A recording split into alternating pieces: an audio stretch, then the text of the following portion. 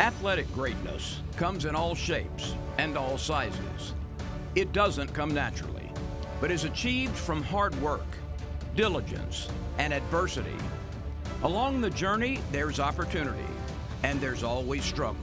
There is triumph, and there is defeat, and there is always a story behind the glory. Born in Lake Charles, Matt Forte starred at Slidell High School, Tulane, and a decade in the NFL. His high school coach and an opposing coach have memories of Forte, the high school player. We gave him the football a lot because we knew what we had. We knew we had a back that could run inside, run outside. We knew we had a back that could catch the football and run. So we used him quite a bit. You know, as an opposing coach, you just really gain respect for the best players you've ever coached against on the other sideline. And certainly Matt is one of the greatest athletes I ever saw on an opposing sideline in my almost 30-year high school coaching career. We now share a conversation with Matt Forte, a standout running back from Slidell High School, who ran his way through college and then to the National Football League as one of the game's very best.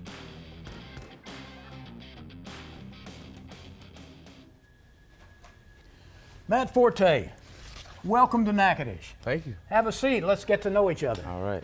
You especially. I got to tell you, I'm a fan. And I saw you play at Tulane. I saw you dominate. I saw you dominate in the NFL. In my opinion, you're one of the hardest working football players I have ever had the pleasure of watching, and it was a pleasure. Congratulations on all you've achieved.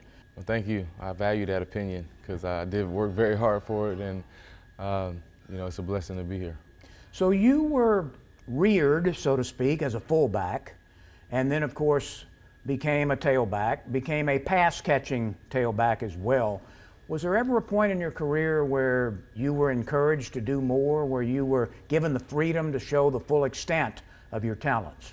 Yeah, it wasn't, I actually didn't play any fullback until I got to high school, you know, freshman, sophomore year, as I was one of the younger guys, but I was on varsity. And so they would, and I was taller and kind of bigger, and I guess they were thinking I would grow a little bit more into a fullback kind of type of size running back. But I actually caught the ball a lot being a fullback too. We would do some fullback screens where we would, you know, nobody's expecting a fullback to run a screen play. It's usually the tailback. So it was kind of a good way to kind of disguise plays and stuff like that. So yeah, being able to be versatile kind of sparked early in my career where I kind of understood it's a lot of value in not just running the ball, but being able to catch and block. And so that, I think, kind of sparked that development in me as a younger athlete, and it continued throughout my career. My decision to go to Tulane was kind of funny because my father played there in the 70s. He was there 74 to 78 as a defensive lineman. You live in Louisiana, you know that LSU plays, you know, Division I ball, and they play, SEC is a big, you know, league where you play the top teams as well as some of the other teams. And so I knew Tulane didn't play, you know, like the SEC does. The Conference USA at the time wasn't considered, you know, as highly ranked as SEC, but I wanted to go and play for the biggest school because my thinking was, you know, if you play for the big schools, then it's on TV, you get to go to the NFL. And so I didn't want to go to Tulane at first. And so ends up being that Tulane was my only Division I scholarship offer. I had an offer from McNeese State, which is 1AA, and then Tulane. And so, boy, did college coaches miss on you. Yeah, so that's proof that the scouting process isn't foolproof. At Tulane, Forte rushed for over 2,100 yards as a senior with 23 touchdowns. He finished his career with more than 4,200 yards rushing, twice earning Conference USA honors. The way he approached each day, his effort, you know, you just saw it at an early age on him, and he was able to do all those things early on. And I think that's where, you know, even through a situation like Katrina and the year after Katrina, which was a tough situation also, he was always a guy that showed up every day to do the work. Obviously, throughout our career, there was ups and downs, Hurricane Katrina and, injuries and things like that. But then my senior year, as I started to compile 200-yard games, 300-yard games, and it just kind of was coming second nature to me. And we played against LSU in the Dome and, put up many yards on them. That's when it kind of really solidified it for me, like, yeah, I think I can do this at the next level. He was a professional long before he actually got paid to be a professional. A second-round pick of the Chicago Bears, he rushed for close to 10,000 yards in the NFL and 54 touchdowns, and posted another 21 receiving scores with the Bears and the Jets. He just seemed so smooth with everything. It was so natural to him. Nothing seemed like a struggle. Everything seemed so natural, and that's why I became a fan of his, because it just seemed so effortless and natural.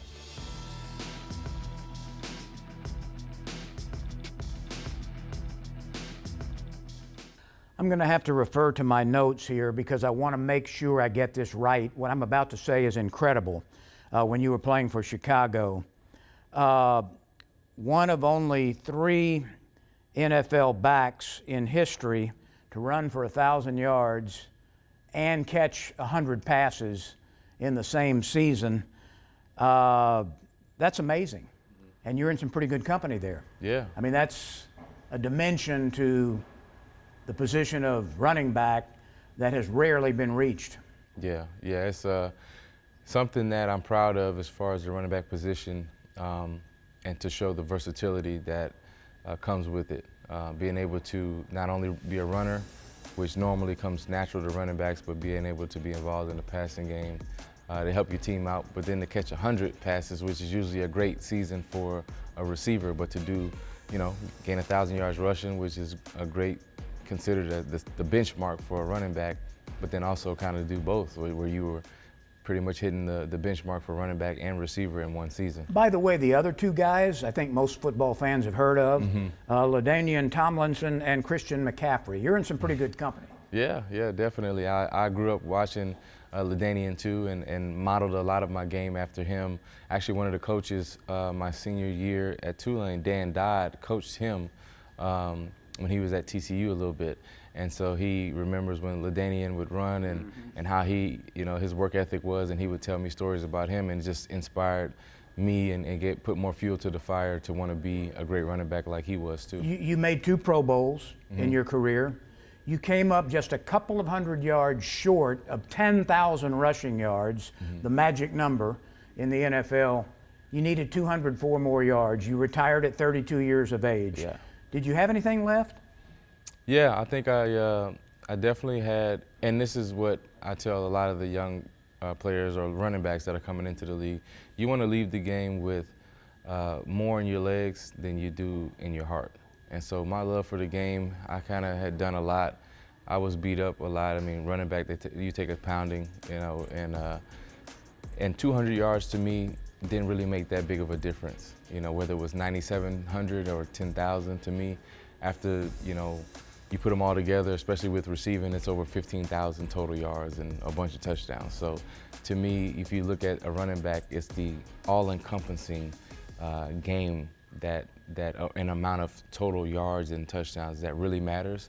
It's not just the rushing yards. And so when it came down to it, I felt like I want to be able to walk away from the game under my own strength, and also be able to be active still and play with the kids. And so I was blessed not to have a ton of major injuries as far as broken bones and torn ACLs and things like that. And so to play 10 years as a running back and be able to walk away from the game under my own strength and under my own decision, it was a hard decision, but it was a decision that I think I made the right decision. Forte twice was the Bears' Brian Piccolo Award winner, given yearly to a player who best exemplifies the courage, loyalty, teamwork, and dedication of the late Chicago running back. I think Matt was more of his own, driven by himself. He wasn't a rah-rah guy. That wasn't his personality that I recall. I just recall that when he got out there, he did his job. And 10 years later, I was in Jacksonville, he was in Chicago, we played him, and he's the same guy. You know, it never changed. The way he approached the game, the way he played the game, you know, he was just the same person, and I thought that was a pretty cool, that was really a cool thing. You see Matt doing things that other people, they're not doing. You know, once we get done working out, Matt is still doing his own thing. So it wasn't about the game. I think it was about preparing himself for whatever he had to go out and try to accomplish. He was ready for it. There's only been 3 jerseys retired at Slidell High School in football. Mike Gambrell, Reggie Cooper, and of course Matt Forte. We caught Matt by surprise. Matt had a football camp here. So it was a big surprise. And we did it on the field at the end of the camp. One of the things that I like in people in general is that they are who they are. They're not one person over here and then somebody else over here. Matt is who he is, and that's the thing that I appreciate about Matt.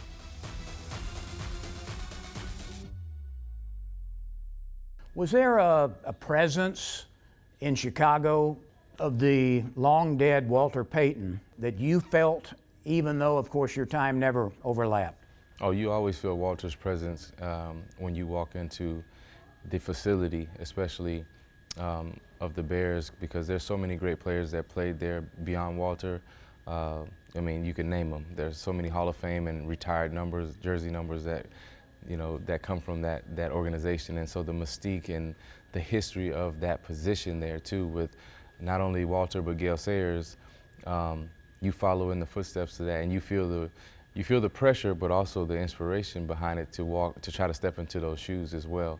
And me being able to come in as a running back and look to what they did in their career, and the kind of person that you always hear that Walter was. You know, I think Walter Payton and Gale Sayers would be proud of you. I really do. Congratulations on your induction into the 2023 Louisiana Sports Hall of Fame. It's been wonderful seeing you here. Thank you. It's a pleasure.